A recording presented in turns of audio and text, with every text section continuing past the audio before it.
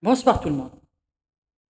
Les enfants ou les élèves ont passé leur bac il y a quelques semaines. Ce fameux bac euh, que redoute tout le monde, surtout les parents. L'attente des résultats est longue, stressante et angoissante. Les élèves redoutent cet examen parce qu'ils reposent tous leurs espoirs, leur avenir sur lui, ce qui est normal.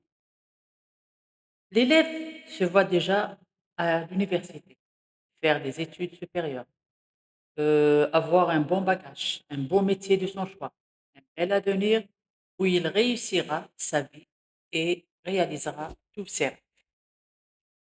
Il sera fier de lui et ses parents le seront aussi. Il tracera sa vie comme il le souhaite. On dit que celui qui a son bac est sauvé. Il est sauvé parce il ne restera pas inculte.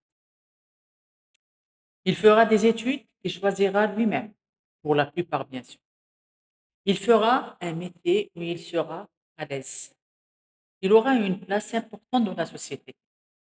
Il aura le sentiment qu'il accomplit quelque chose d'énorme et de positif. Il jouera dans la cour des grands, comme on dit.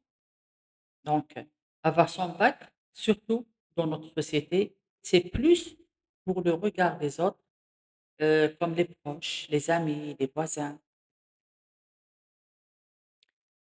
Les parents, papa et maman, éduquent, se fatiguent, s'impliquent dans la vie de leur enfant pour le voir un jour avec un avenir meilleur. Cet avenir qui sera déterminé par sa réussite au bac. Oui, ils seront fiers de lui, ce petit qui a grandi et qui a fait d'eux les plus heureux des parents. Dans la vie, on passe par des moments heureux, joyeux, par des situations qui nous donnent beaucoup de joie, de bonheur et de la satisfaction. Mais la joie et le bonheur du bac est unique. Elle n'a pas de prix. C'est le premier grand bonheur dans la vie d'une personne. L'enfant qui réussit au bac est content, heureux, comblé. Mais le bonheur, l'euphorie des parents, ce qu'ils ressentent ce jour-là, est immense. On ne peut pas le décrire ni l'expliquer. On a l'impression que le bac de son enfant est plus important que le sien. Pourquoi? Tout simplement parce qu'on est doublement heureux pour notre enfant et pour nous. Car on a réussi à faire un enfant comblé par sa propre réussite à l'examen et bien sûr à laquelle on a participé.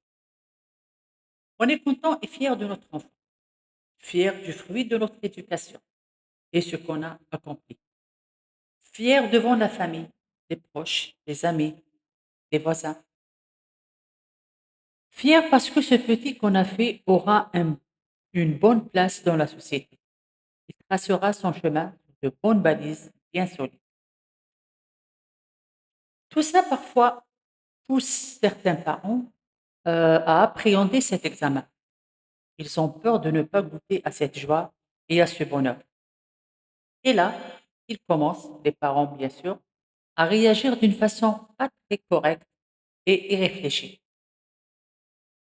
Parce qu'ils ont plus peur de ce que dira l'entourage que de ce que vivra comme déception ou douleur leur enfant.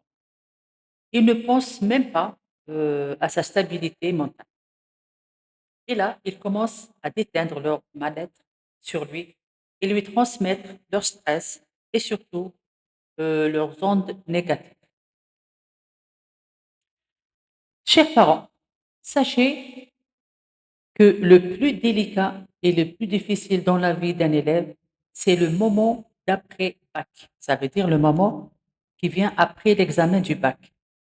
On a déjà parlé dans les vidéos précédentes du stress avant le bac est en plein examen, mais le stress et l'angoisse de l'attente des résultats est plus intense, plus dur, plus difficile que celui d'avant le bac ou pendant les jours des épreuves. La crainte de ne pas réussir à l'examen, voir ses amis et camarades changer de vie, aller à la fac, tracer leur chemin, réussir leur avenir, réaliser leurs rêves, et lui peut-être pas.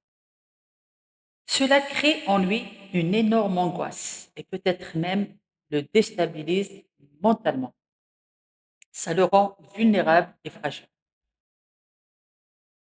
Papa et maman, je sais que vous ne voulez que le bonheur de votre enfant. Donc, en cette période d'attente, votre enfant a besoin de vous, de votre soutien, de votre compréhension, surtout de votre amour. Rassurez-le, rassurez-le, dites-lui par exemple, tu as fait de ton mieux, je sais que tu as tout donné, tu n'as jamais lâché, tu auras ton bac, Inch'Allah, ça sera une très très grande joie pour nous tous, mais dans le cas contraire, ce n'est pas une fatalité, ce n'est pas la fin du monde. Pour moi, l'essentiel, c'est que tu sois en bonne santé physique et surtout morale.